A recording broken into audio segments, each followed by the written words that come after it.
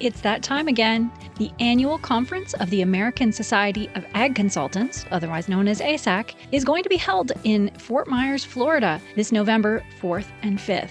Kurt Covington is one of 9 professionals who will address the conference. The other speakers who will cover a wide range of topics represent Florida Farm Bureau, Florida Citrus Commission, University of Tennessee Institute of Agriculture, National Ag Law Center, Risk Mitigators and Advisors, Tyler Associates, as well as the lead economist for dairy at CoBank, and myself, Chrissy Wozniak from North American Ag. The day and a half of presentations will be followed by ag tours on Tuesday afternoon at Echo Farms, one of my favorite places here in Fort Myers.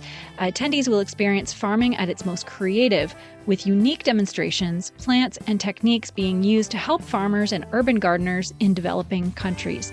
A second tour at Echo will showcase simple technologies that can improve food, water, and shelter for millions of people. A third tour of a hydroponic grower is also being planned. For more information and to register, visit www.agconsultants.org. That's www.agconsultants.org. See you there.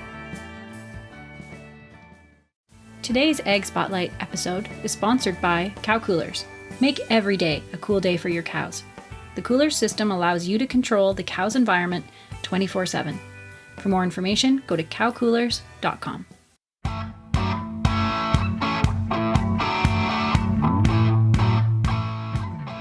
Hello, and welcome to North American Ag Spotlight. Our guest today is part of an incredible mental health initiative based out of Listowel, Ontario, called the Farmer's Toolbox.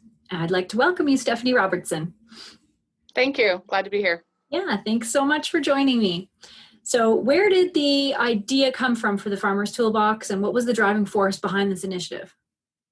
So in the summer of 2018, our Listowel Fair Ambassador Program was granted a community sponsorship through the Royal Bank of Canada's funds. So they wanted us to put on an event or a program that was in our community, had youth involved, which echoes what our ambassador program is about. So with that, our ambassador committee met and decided that we wanted to what we wanted to do with the money, and kind of a dinner on the street with a fundraiser for mental health stuck with us. That was something that each of us was behind and encouraged by what we could do with the money. So that was a big thing. We then took it within our Ag Society to the board to get their approval, because obviously we were a committee, but we needed our full board approval. So the board was 110% on it. So we planned it for the summer of 2019, which is June, is the month we did it in. We went to our local municipality, told them kind of our ideas behind it. It was just kind of like a groundbreaking thing at the moment. And said, we want to do this dinner on the street. We want to raise money for mental health within agriculture specifically and for our community.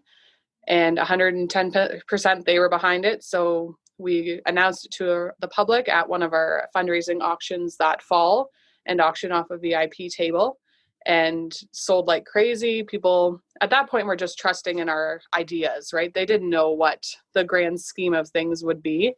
So it was really encouraging to us as a committee and an Ag Society to have people support when, it was a fresh idea and something that we hadn't done before. So they were trusting with our thoughts and what we had planned for it. So, and within our Ag Society, obviously agriculture, the committee and our Ag Society is all involved in agriculture, whether it's, their profession, they are in that community, right? They work in that profession, whatnot. So mental health and ag was definitely something we wanted to focus on, right? Because, you have friends and family and yourselves that see the struggles that farmers take on, and wanted to find some way to break the stigma, right? To get more people talking about it and make it aware that it is okay to talk about. So that was probably one of the big driving forces. We wanted to bring awareness to the issues. So.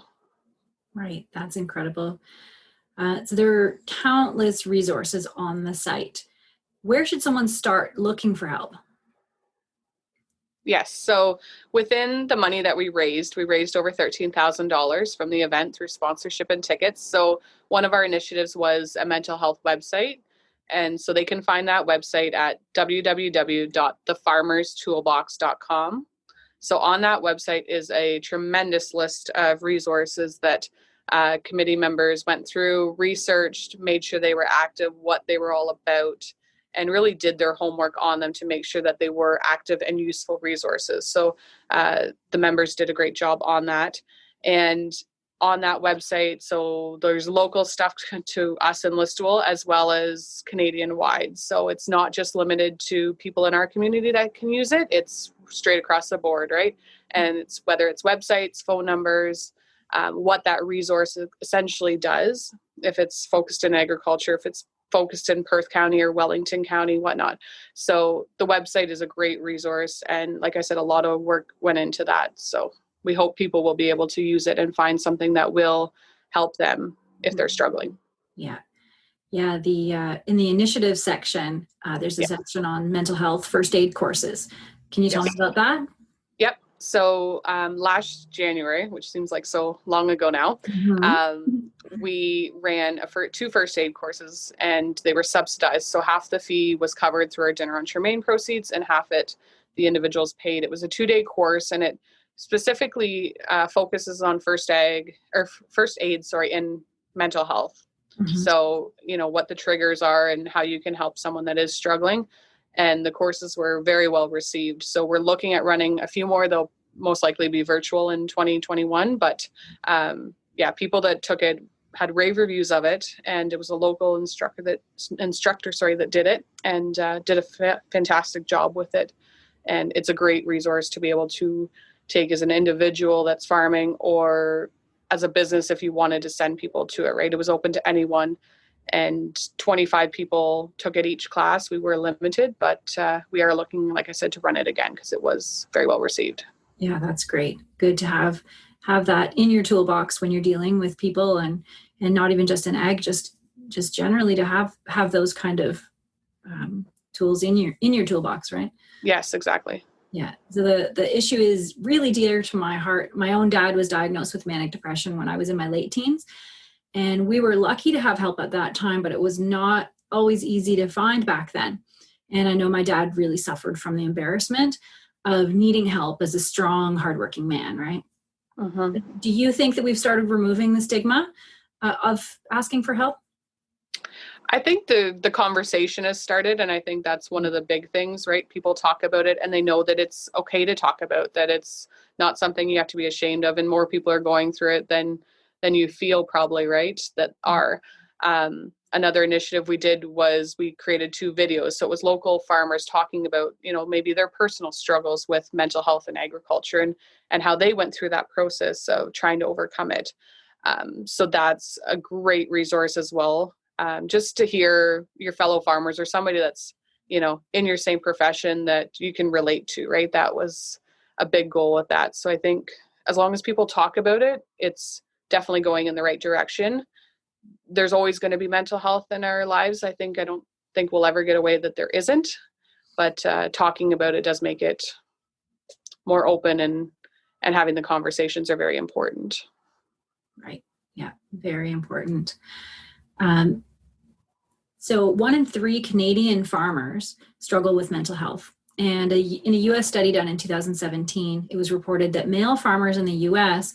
are at higher risk of suicide compared to the general population. Why do you think this is? I don't know if it's males versus females, but I think it just goes back to that. Maybe how they were brought up. They were brought up not to speak about their problems, right?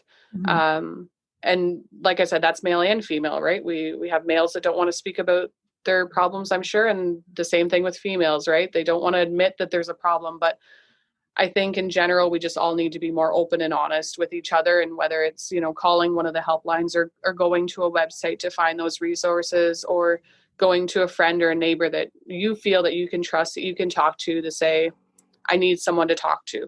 Yeah. Right. Maybe they're not going to give you the advice, maybe that this is what you should do and this is what you need to do, but this is maybe what I would suggest. And this is maybe my own experiences, right? Because having that conversation might open up that I was in that same scenario 6 months ago, right? I know exactly how you're feeling. This is what I did to overcome it. or get out of kind of your struggles at the moment. So. Right. Yeah, that's awesome. So you're a passionate advocate for mental health in agriculture. Tell me about how you developed the desire to serve the industry in this way. So I got on the Ag Society in general through our ambassador program as well. So I've been on now for about 10 years. So I'm invested in our Ag Society and in our individuals in our community and that. So I don't want to see someone struggling and not have the resources or know where to get to the resources, right? So that was big within our community. Everyone supported this project, and our committee, all of our, collective thoughts we're all involved in agriculture, no matter where we are, if that's our profession or we work on it, right? We need to farmers talk to farmers, right? So that kind of mentality, I guess you'd say. And we just wanted to, when you go to look for resources, there's not a lot out there, right? And the last thing you want, in my opinion, someone to do is, if they're struggling and they want to talk to somebody, they don't want to call up a number not be able to find the correct resource for what they're dealing with, and call somewhere that, doesn't know about their profession. And, you don't want something to be a trigger for that. Right. So I think trying to find resources that fit the agriculture sector and that people could relate to is big for our committee, just having relatable services that would be useful for people. Yeah, that's awesome. So thanks so much for joining me. It was great to learn more about the Farmer's Toolbox. And if anyone's interested in learning more, you can also head on over to northamericanag.com/wellness. And you can also find the link to their site in the show notes below. So thank you again, Stephanie, and best of luck with everything that you're doing. Yes, thank you. And thank you for having us and bringing awareness and knowledge to the Farmer's Toolbox. We appreciate it. So thanks. Goodbye.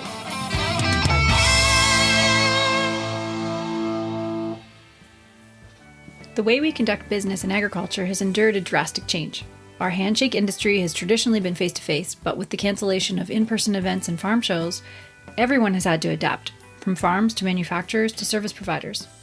With a dizzying array of marketing and digital business choices, you need to make the right decisions or risk not being seen at all. If you need advice or a customized plan for your business, don't hesitate to reach out to me at chrissywozniak.com or chrissy.info, because that's easier to spell. Don't risk not pivoting your business.